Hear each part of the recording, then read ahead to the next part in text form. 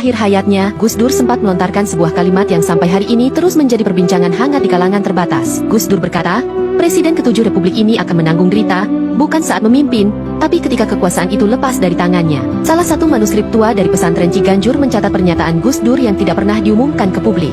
Dikatakan bahwa Presiden ke-7 akan membawa perubahan besar. Namun setiap perubahan akan dibayar mahal. Ia bukan pemimpin biasa, tapi bayaran yang ia terima setelahnya tidak bisa ditanggung sembarang orang. Tulis manuskrip itu. Manuskrip itu ditulis oleh seorang ajudan spiritual Gus Dur bernama KH Mahbub Arifin.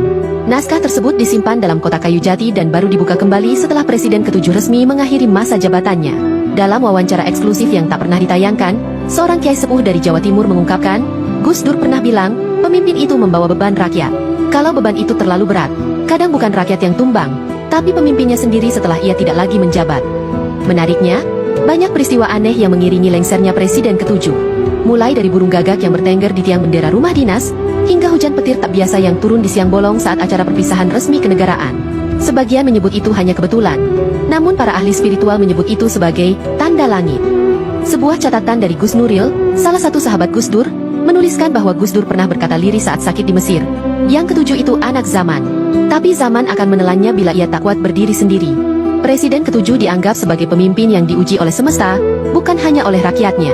Maka tak heran jika derita datang setelah kekuasaan lepas dari tangan. Gus Dur memang telah tiada, tapi kata-katanya hidup, terus mengalir dalam lorong-lorong sunyi sejarah bangsa. Ia tidak pernah menyebut nama, tapi petunjuknya begitu jelas, nyaris seperti gambaran yang ditulis dari masa depan. Gus Dur pernah menyampaikan bahwa jabatan presiden bukan hanya soal urusan negara, tapi juga menyangkut hubungan vertikal antara manusia dan langit. Siapa yang memegang kuasa besar, harus siap jika langit ikut menimbang. Jabatan itu seperti cahaya dari langit. Tapi kalau kau tidak punya naungan, kau akan terbakar olehnya. Dan mungkin, inilah saat di mana ramalan itu sedang menjadi nyata.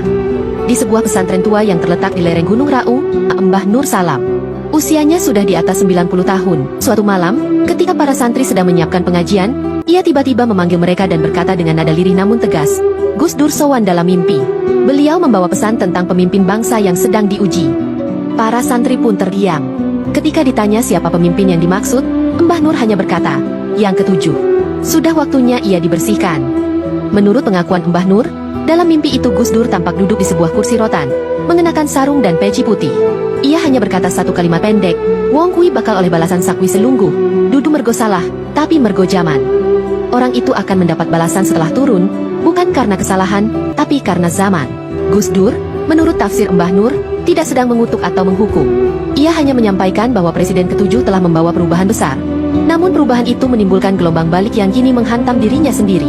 Ini bukan hukuman, tapi proses penyelarasan. Beberapa dari mereka menyimpulkan bahwa penderitaan yang dialami sang mantan presiden bukan akibat dari dosa pribadi, melainkan karena membawa beban sejarah, beban bangsa, dan tekanan energi zaman yang sangat besar.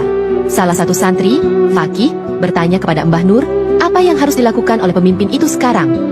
Mbah Nur menjawab pelan, diam, menyendiri, berdoa kepada Yang Maha Kuasa. Hanya dengan pasrah total, tubuhnya bisa selamat dari beban itu. Menurut Mbah Nur, jika sang presiden ke-7 mampu menerima keadaan ini sebagai proses ruhaniah, maka tubuhnya akan sembuh perlahan. Tapi jika terus melawan, jika hatinya menolak kenyataan, maka penyakitnya akan menetap dan menjadi kutukan batin yang tak sembuh oleh obat. Gus Dur, menurut Mbah Nur, sedang menjadi jembatan antara dunia fana dan akhirat, antara kekuasaan dan kesadaran. Maka pesan yang dibawanya lewat mimpi itu bukan hanya untuk sang mantan presiden, tetapi juga untuk seluruh rakyat Indonesia, bahwa kekuasaan tak bisa dipisahkan dari tanggung jawab spiritual. Apapun yang sedang terjadi, satu hal yang diyakini oleh mereka yang paham ilmu firasat, tidak ada yang kebetulan di dunia ini. Setiap pemimpin membawa amanah, dan setiap amanah pasti ada harga yang harus dibayar.